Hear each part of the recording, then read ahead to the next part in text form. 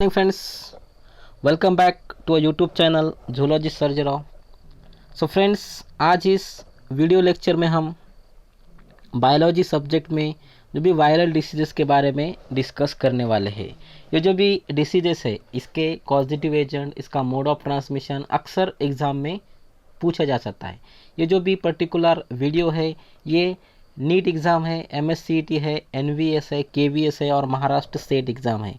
इस particular exam में ये वीडियो इम्पोर्टेंट होने वाला है। सो फ्रेंड्स, अगर आप मेरे इस यूट्यूब चैनल पे नए हैं, सो प्लीज़ मेरे इस यूट्यूब चैनल को सब्सक्राइब और अपने दोस्तों को शेयर करना ना भूलिए, ताकि आगे चल के मैं जो भी वीडियोस इस यूट्यूब चैनल के माध्यम से बनाऊंगा उसका आपको नोटिफिकेशंस मिल जाएगा। सो फ्रेंड्स, अक्सर जब भी लास्ट के जो भी 3 या 4 एग्ज़ाम है उसको मैंने अच्छे से पढ़ा है, और इसमें अक्सर जो भी वायरल डिसीजेस है उसका कॉजेटिव एजेंट, उसका मोड ऑफ ट्रांसमिशन, इस पे क्वेश्चन पूछा जाता है। इसलिए मैंने कुछ शॉर्ट आउट किए हैं वायरल डिसीजेस और उनके जो भी पॉजिटिव एजेंट क्या है, और उनका जो भी वायरल है, वो जो भी वायरस है, कौन सा वायरस है, इसके बारे में आज इस पर्टिकुलर वीडियो में डिस्कस करने वाले हैं। सो अक्सर एग्ज़ाम में इसके बारे में पूछा जाता है। ठीक है, सो चलिए शुरू करते हैं जो भी वायरल डिसीजेस है, वायरल डिसीजेस के बारे में। ठीक है, पहला जो भी वायरल डिसीजेस हम डिस्कस करने वाले हैं उसका नाम है एड्स। एड्स का जो भी लॉन्ग फॉर्म है एक्वायर्ड इम्यूनो डेफिशिएंसी सिंड्रोम। सो एड्स का जो भी पॉजिटिव एजेंट है उसे हम क्या कहते हैं, ह्यूमन इम्यूनोडेफिशिएंसी वायरस, उसे हम HIV वायरस भी कहते हैं। कभी कभी HIV वायरस, ये भी शॉर्ट फॉर्म कभी कभी एग्जाम में पूछा जाता है। ठीक है, सो इसका मोड ऑफ ट्रांसमिशन क्या है कि जो पर्टिकुलर अगर कोई इन्फेक्टेड पर्सन है, उस इन्फेक्टेड पर्सन ने अगर कोई नॉर्मल पर्सन के साथ सेक्सुअली कांटेक्ट किया तो इससे भी इसका ट्रांसमिशन हो सकता है। अगला जो भी मोड ऑफ ट्रांसमिशन है, अगर कोई पर्टिकुलर पेशेंट है उसको एक ड्रग्स डॉक्टर ने दे दिया और वो जो भी सिरिंज उन्होंने यूज़ की, वही सिरिंज अगर नॉर्मल पर्सन को उन्होंने यूज़ की तो इससे उस पर्टिकुलर पर्सन को ट्रांसमिशन हो सकता है। थर्ड जो भी ट्रांसमिशन है, अगर कोई इन्फेक्टेड मदर्स है तो इस इन्फेक्टेड मदर से उसके चाइल्ड को ये डिसीज़ हो सकता है। ठीक है, अगला जो भी है कि अगर कोई हीमोफिलिक पर्सन है उसको इसका ट्रांसमिशन हो सकता है। ठीक है, तो direct blood to blood contact, semen, saliva, stool और द यूरिन्स, सो इनके माध्यम से अगर कोई डायरेक्ट कांटेक्ट होता है तो इसका ट्रांसमिशन हो सकता है। सो इस पर्टिकुलर डिसीज़ का जो भी इंक्यूबेशन पीरियड है, तो ये पर्टिकुलर इसके सिम्टम्स कब दिखाई देते हैं, इसे हम क्या कहते हैं, इंक्यूबेशन पीरियड। सो इंक्यूबेशन पीरियड इस पर्टिकुलर डिसीज़ का 29 मंथ तक होता है। 29 जो भी मंथ है, 29 मंथ तक पता ही नहीं चलता हमें एड्स है या नहीं। उसके बाद इसके सिम्टम्स हमें देखने को मिलते हैं। और जो भी चाइल्ड में 12 महीने से 12 मंथ तक क्या होता है, इसके सिम्टम्स नहीं देखने मिलते। ठीक है, सो अगर एक अडल्ट पर्सन में ये लगभग 3 साल तक इसके सिम्टम्स हमें दिखाई नहीं देते। इस पर्टिकुलर डिसीज़ पे अभी कोई ड्रग्स अभी तक उस पर नहीं हो पाया है, अभी तक उसको नहीं डिस्कवर हो पाया है। तो ये जो भी डिसीज़ है बहुत ही खतरनाक जानलेवा बीमारी है। इस पर्टिकुलर डिसीज़ में जो भी डेथ 100% हो सकती है, उस पर्सन का बचना नामुमकिन है, क्योंकि इस पे कोई 100% दवाई 100% उस पर्टिकुलर डिसीज़ को क्योर करे, ऐसी कोई दवाई ही बनी नहीं है। ठीक है, सेकंड डिसीज़ हम डिस्कस करते हैं एवियन फ्लू। एवियन फ्लू को हम बर्ड फ्लू भी कहते हैं। ठीक है, आपने अभी लेटेस्ट ईयर में बर्ड फ्लू के बारे में सोचा होगा, न्यूज़पेपर है, टीवी चैनल है, उसके बारे में आपने देखा होगा। सो एवियन फ्लू का जो भी पॉजिटिव एजेंट है वो क्या है, H5N1। सो H5N1 इस वायरस का ट्रांसमिशन, वायरस का इन्फेक्शन होने के कारण ये एवियन फ्लू होता है, उसे हम बर्ड फ्लू भी कहते हैं। ठीक है, इसका जो भी मोड ऑफ ट्रांसमिशन,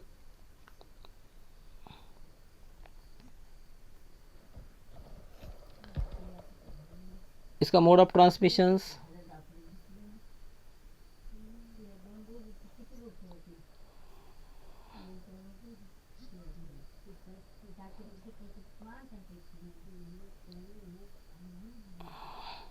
ठीक है। इस पर्टिकुलर डिसीज़ का मोड ऑफ ट्रांसमिशन कैसा है कि अगर कोई कॉन्टेक्टेड पर्सन्स है, अगर कोई इन्फेक्टेड पर्सन्स है, इन्फेक्टेड पर्सन्स का अगर क्या है कि उस पर्सन का अगर पोल्ट्री फार्म यानी जो भी बर्ड्स है उन बर्ड के साथ यानी चिकन है, चिकन के मुर्गे होते हैं, उन मुर्गों के पोल्ट्री फार्म में अगर कोई पर्सन्स काम करता है तो उस मुर्गे है उन मुर्गों से क्या होता है कि उनको इन्फेक्शंस हो सकता है। तो इन बर्ड के कांटेक्ट में अगर कोई पर्सन्स आ सकता है तो इसका उस पर्टिकुलर पर्सन को इन्फेक्शंस हो सकता है। अगला जो भी डिसीज़ है चिकन पॉक्स, उसे हम मराठी में कांजण्या भी बोलते हैं, और इसका जो भी कॉजिटिव एजेंट है, चिकन पॉक्स का जो भी कॉजिटिव एजेंट है वो क्या है कि वैरिसेला जोस्टर वायरस। ये जो भी चिकन पॉक्स, ये जो भी वायरल डिसीज़ है, इस वायरल डिसीज़ का जो भी पॉजिटिव एजेंट है वो क्या है कि varicella zoster virus.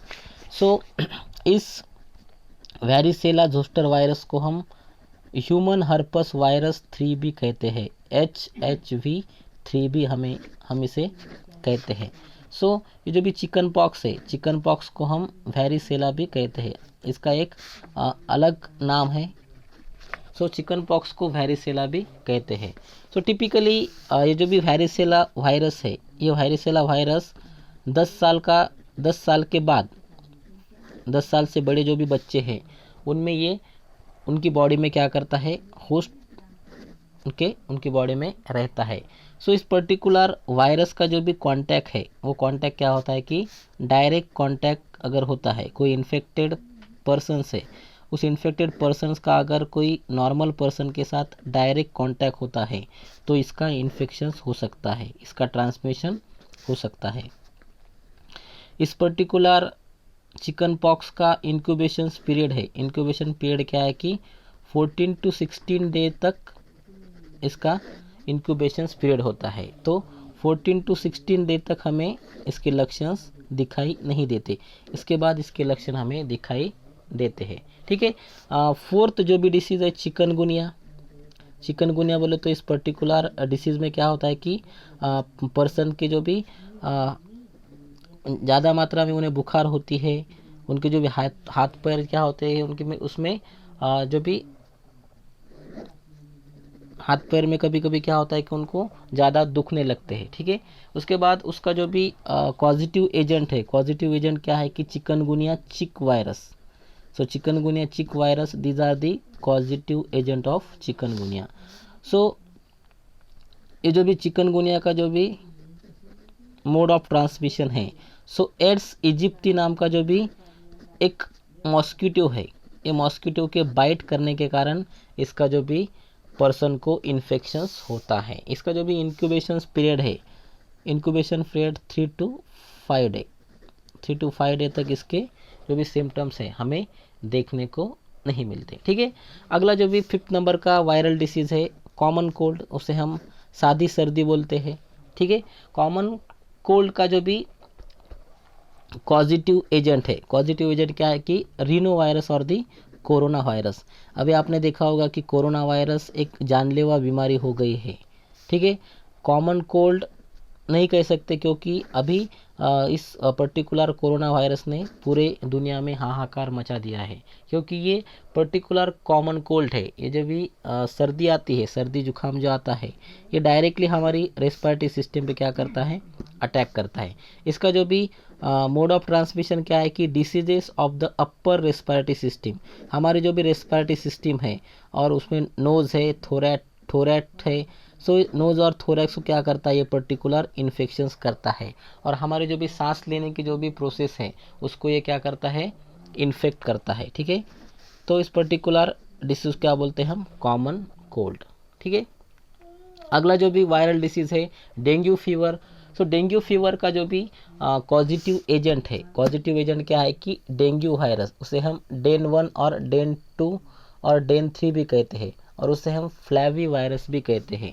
Dengue fever का जो भी पॉजिटिव एजेंट है वो एजेंट क्या है कि फ्लैवी वायरस। डेंगू फ्लेवर का जो भी कॉजिटिव एजेंट है वो क्या है, फ्लैवी वायरस। ठीक है, इसका जो भी मोड ऑफ ट्रांसमिशन है, इसका एक वेक्टर से, इस वेक्टर के माध्यम से डेंगू का क्या होता है, ट्रांसमिशन होता है। इसका जो भी वेक्टर से एड्स एजिप्टी बोल के एक मॉस्किटो है, अगर इस मॉस्किटो के काटने से क्या होता है कि इस पर्टिकुलर डिसीज़ का एक पर्सन से दूसरे पर्सन को ट्रांसमिशन होता है। इसका जो भी इंक्यूबेशन पीरियड है, इंक्यूबेशन पीरियड 4 to 6 डे में इसके जो भी सिम्टम्स है हमें दिखते हैं। ठीक है, अगला जो भी डिसीज़ है 7th number, Epstein Barr virus infections, उसे mononucleosis, Epstein Barr virus infectious mononucleosis. ठीक है, इसका जो भी पर्टिकुलर इस डिसीज़ का कॉजल ऑर्गेनिज्म है, कॉजिटिव एजेंट क्या है कि एपिस्टीन बार वायरस, एपिस्टीन बार वायरस और दी साइटोमेगैलो वायरस, उसे हम क्या कहते हैं, CMV भी कहते हैं। ठीक है, इस पर्टिकुलर डिसीज़ का जो भी मोड ऑफ ट्रांसमिशन है वो क्या होता है कि सलाइवा से उसका ट्रांसमिशन हो सकता है, direct blood to blood contact से उसका ट्रांसमिशन हो सकता है, ऑफ्टन थ्रू द किसिंग और the by sharing drinking glass. अगर कोई एक पर्टिकुलर ग्लास है, एक पर्सन ने उस ग्लास से पानी पी लिया और उसी ग्लास को हमने बिना धोए क्या कर लिया, उसको उसी ग्लास से पानी हमने भी पी लिया, तो इसका ट्रांसमिशन हो सकता है। जो भी नीडल्स है, उन नीडल्स का भी एक ही पर्सन का दूसरे पर्सन को यूज़ करने से होता है, इसका ट्रांसमिशन हो सकता है। और इसका स्नीजिंग और कफिंग, अगर कोई पर्सन को खांसी आती है, किसी पर्सन को सर्दी आती है, तो सर्दी के जो भी ड्रॉपलेट्स है उसमें से भी इस पर्टिकुलर वायरस का ट्रांसमिशन हो सकता है। ठीक है, so these are the informations regarding about Epstein Barr virus. अगला जो भी डिसीज़ है जर्मन मिल्स, उसे हम रूबेला भी कहते हैं। ठीक है, तो इस पर्टिकुलर जर्मन मिल्स का जो भी पर्टिकुलर पॉजिटिव एजेंट है उसका नाम है रूबेला वायरस। ठीक है, ये जो भी रूबेला वायरस है इसका जो भी मोड ऑफ ट्रांसमिशन कैसा है कि कॉन्टेजियस वाया नोज और थोरैक्स। सो ये जो भी कॉमन कोल्ड है, कॉमन कोल्ड का जो भी एक टारगेट ऑर्गन है, इसका भी, इस रूबेला वायरस का भी टारगेट ऑर्गन वही है जो भी हमारी नोज है और जो भी थोरैक्स है, यानी हमारे रेस्पिरेटरी सिस्टम को क्या करता है, ये डैमेज करता है। ठीक है, अगला डिसीज़ है हेपेटाइटिस ए। ठीक है, हेपेटाइटिस ए, ये पर्टिकुलर डिसीज़ का जो भी पॉजिटिव एजेंट क्या है कि हेपेटाइटिस ए वायरस। ठीक है, हेपेटाइटिस ए वायरस का जो भी मोड ऑफ ट्रांसमिशन है, मोड ऑफ ट्रांसमिशन कैसे होता है कि कंटेमिनेटेड फूड, ड्रिंक, ईटिंग अनटेंसिल। ठीक है, अगर कोई कंटेमिनेटेड फूड है उसमें अगर ये पर्टिकुलर वायरस का इन्फेक्शन हो गया है उस फूड में, अगर वो फूड खाने से क्या होता है कि उसका ट्रांसमिशन हो सकता है।